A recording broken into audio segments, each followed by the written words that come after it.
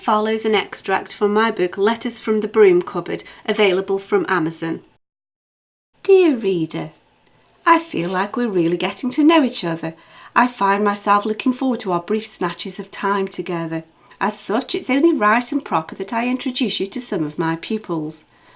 Before I begin, it's perhaps necessary to point out that, although the lens which I use to capture them is less than rose-tinted, I have a genuine regard for all of my pupils. For a start, they share with me the desire to play music, so that makes them all right in my book. I've never been very good at separating business from pleasure, and I now count many of my pupils, both past and present, as my friends. Some of the adult pupils have seen my family grow up over the years. Terry began taking lessons when he was 40, and week by week he has seen my children grow from young childhood into their 20s. It's not unusual for them to all meet in the local pub and join each other over a friendly pint now. We attend each other's milestone birthday parties, and sometimes I have to delay getting to the piano because Terry's wandered off into the garage to see my daughter's new motorbike. Either that or he's lingering in the kitchen chatting away to my husband. Sitting side by side next to the piano, week after week, is bound to result in some sort of camaraderie, and I can sometimes inadvertently take the place of counsellor cum confessor. It's not been unknown for me to abandon a lesson entirely and forgo my fee. Dear Caroline arrives for her lesson each week in a state of mental exhaustion. She spends every other minute during the rest of the week caring for elderly relatives and grandchildren. There's no doubt her family is really taking the biscuit and they need to shoulder their own responsibilities, but she's such a generous soul. One week I could see the tears welling up in her eyes, so I took her into the lounge and gave her a cup of tea. There really was no point in trying to work. She came to my 40th birthday garden party, and we keep in touch even though she's given up lessons for the time being. Practice time was always an issue. In fact, it's Caroline's fault that we have our dog. Our children's friend bought her Bichon Poodle crossover for the day because he was looking for a new home. I went into the lounge where Caroline was waiting for her lesson, and she was doting over the doggy. Behind my back she was winking at the kids, and she somehow wangled it so that the dog stayed with us from then on.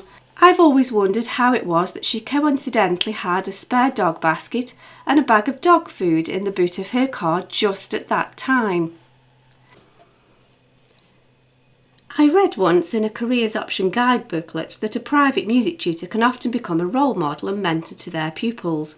May, my friend and fellow music tutor, and I fell about laughing when we read this, but it's sobering to think that it mightn't be so far from the truth. It's rather poignant when you consider that my aforementioned friend was in fact my piano teacher when I was 17. She's also the reason I've been a member of our local choir for the last 20-odd years, discounting breaks for raising kids. I remember singing in a Christmas concert all those years ago. As second sopranos, we were on the top tier of the staging in a huge concert hall. I was full-term pregnant with twins, standing high up and right next to the pipe organ that her husband was playing full pelt.